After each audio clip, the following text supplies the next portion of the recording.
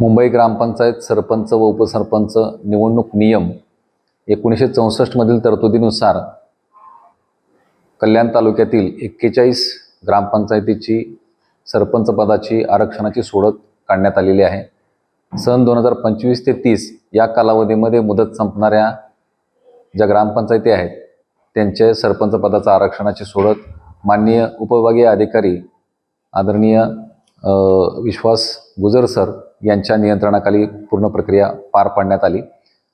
तालुक्यामध्ये एकूण 41 ग्रामपंचायती आहेत। 41 ग्रामपंचायतीपैकी अनुसूचित जमातीसाठी 3 ग्रामपंचायतींचं आरक्षण आहे, अनुसूचित जातीसाठी 3 ग्रामपंचायतीचं आरक्षण आहे। त्यानंतर नागरिकांच्या मागास प्रवर्गासाठी 11 ग्रामपंचायतीच्या सरपंच पदाचं आरक्षण आहे आणि खुल्या प्रवर्गासाठी 24 ग्रामपंचायती आरक्षित आहेत।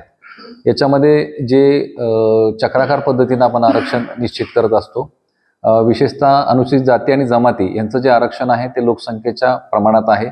त्यानुसार लोकसंख्येची क्रम लावण्यात आला, उतरत्या क्रमानं त्यामध्ये ग्रामपंचायती घेण्यात आल्या आणि मागील 3 पंचवार्षिकमध्ये ज्या ग्रामपंचायतींना त्या ठिकाणी अनुसूचित जाती जमाती प्रवर्गाचं आरक्षण लाभलेलं आहे त्या व्यतिरिक्त उतरत्या क्रमानं लोकसंख्येच्या टक्केवारीच्या उतरत्या क्रमानं पुढील ग्रामपंचायती त्यामध्ये घेण्यात आलेल्या आहेत।